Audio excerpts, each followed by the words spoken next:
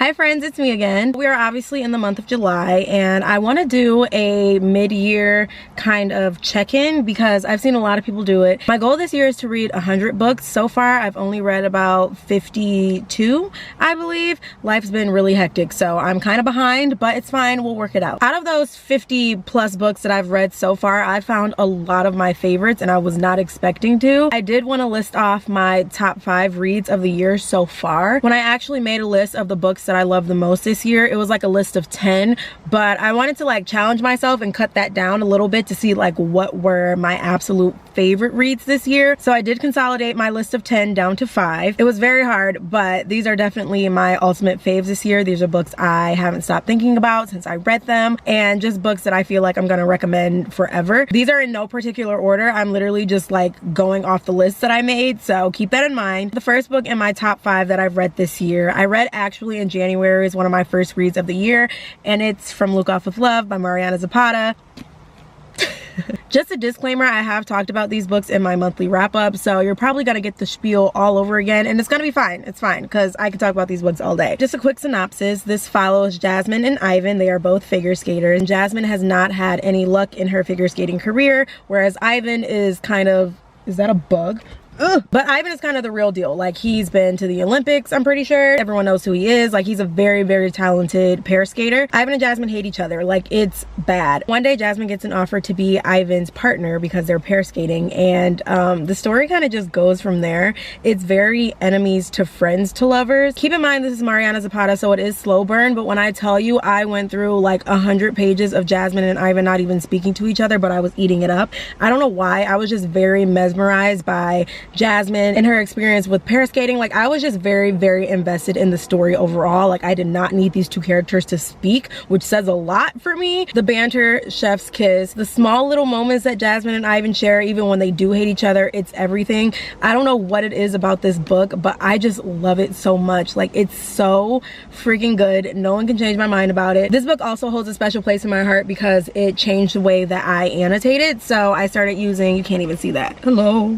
Please focus. So yeah, I started using like multiple different colors when I annotate, and I haven't done that with any other books before. Hello. This one is definitely one of my infinity reads. I think about these two characters all the time. The fan art is literally amazing. I highly, highly, highly recommend. The next book that I am obsessed with is Terms and Conditions by Lauren Asher. Y'all already know how I feel about the series as a whole, about these characters, about Lauren Asher herself. I don't know what it is about this book, but I just felt very, very connected to both Declan and Iris, especially Iris. This is also a book where I read it and I'm like, these two characters would be amazing if they were together, but I'm so obsessed with the female main character and I just want her to succeed. I don't care what's going on with the MMC. So if you didn't know, this is the second book in the Dreamland Billionaire series. The first book is The Fine Print, which I'm also very, very obsessed with. Marriage of Convenience, very grumpy sunshine. You have an interracial relationship and the most badass female main character I've ever read about. Like, Iris is literally that girl and no one can change my mind about it. So if you read The Fine Print, you already kind of know the gist of this, but the Kane brothers, which the series follows, their grandfather passed away and he tasked them with doing stuff in order to get their share of their inheritance from him. The first book follows Rowan, and his job was to be like the director of this Dreamland park, which is basically like Disneyland on crack. Declan's task was to get married.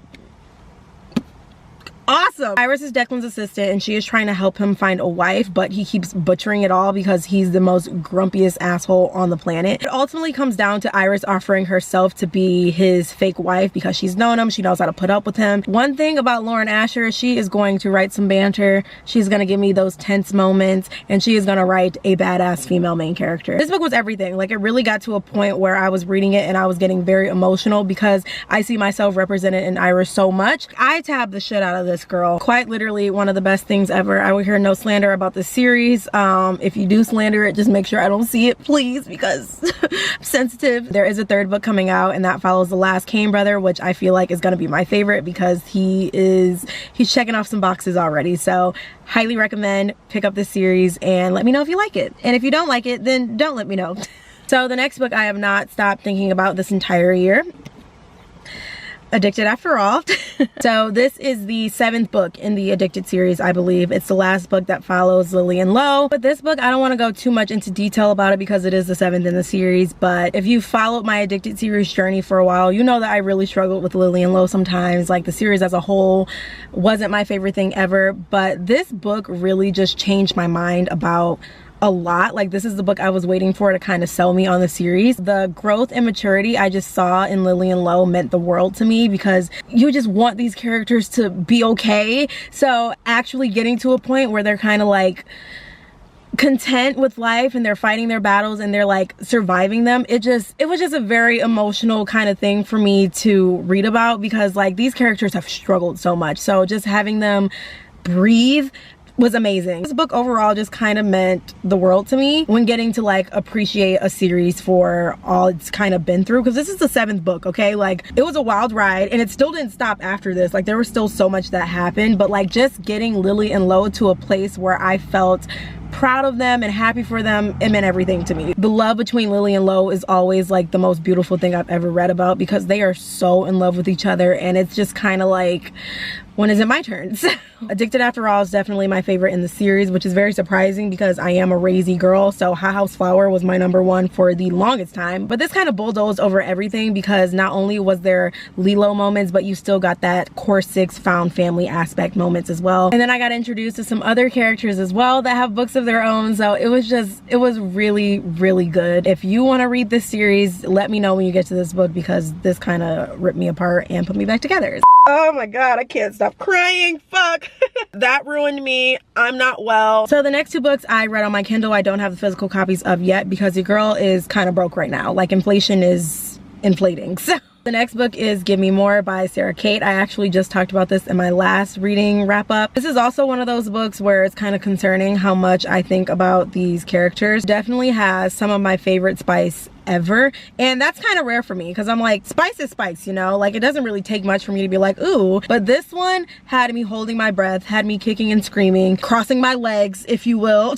Give Me More is the 3rd book in the Salacious Players Club series. Hunter is one of the owners of the Salacious Players Club, and he's been trying to like figure out his kink. His kink just so happens to be that he would like to watch his wife be intimate sexually with another guy, but not just any guy. He wants it specifically with his best friend Drake. At first, Drake and Isabel are like, dude, what the fuck is wrong with you? Drake's like, dude, I'm not sleeping with your wife. Like, that's kind of a no-no, right? But Isabel and Drake are also like really close, and their relationship is really cute as well. So by the time like everyone just decided to get together, it was really sweet, really wholesome. Like, it just felt like a comfortable kind of environment, which sounds really weird, but it's honestly true. When they first got together, it wasn't awkward at all. It wasn't awkward for me, I should say. For the characters, they were a little like about it, but it was just like a very natural thing. Because it is a poly relationship and everyone thinks like it's so taboo sometimes, reading this felt just like normal. I don't know how to really put it. I think a big reason is because of how much the characters cared about each other. Like,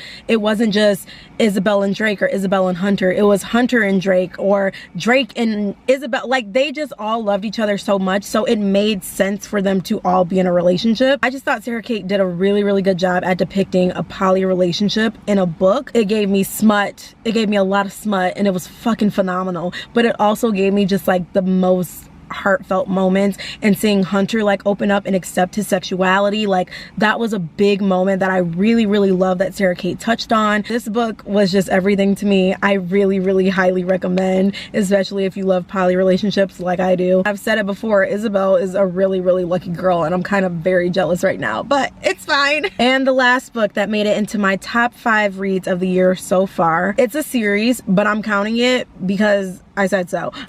The Mindfuck series by St. Abby. I just finished this earlier this month, and it is one of my favorite things ever. This series got a lot of hype, I want to say like towards the end of last year and like earlier this year, but I'm glad that I waited, because like I've really come to appreciate reading a series once the hype has died down, so it's like I can form my own thoughts and go in with like a fresh brain. Basically, you have Lana and Logan. Lana is a serial killer, but she has a reason, okay? She has a reason. It's valid. To me, it really wasn't hard for me to root for Lana. Like, some people say she's a morally gray character. I thought she was valid in everything she was saying. Like, there was no morally gray area for me personally. Like, I thought she was doing the Lord's works. Lana has an agenda. Like, she has this list of people that she needs to kill off because they have done her wrong in the past. It's giving me Kill Bill. Amazing for me. One of my favorite movies ever. She ends up meeting Logan one day, who is an FBI agent. Like, he's one of the profiler kind of homicide investigative kind of things, right? I don't think I explained that well at all. He's an FBI agent. They end up really liking each other. And turns out that Logan is actually working on the case that Lana essentially started. Like, the people she's killing, he's going in afterwards and like trying to figure out who did it. Meanwhile, he's going home to her. It's so good. I do want to point out that this series is very, very dark. I mentioned that in my wrap up. I usually don't check up trigger warnings that much because there's not a lot that triggers me, but this one I highly recommend you look up trigger warnings. Lana and Logan's relationship really snuck up on me. I thought they were really cute, even though the romance aspect was kind of like a side plot almost. Like, it's a very murder mystery kind of vibe, and Lana and Logan already don't get enough time together as it is because he's busy and clearly she's busy killing people.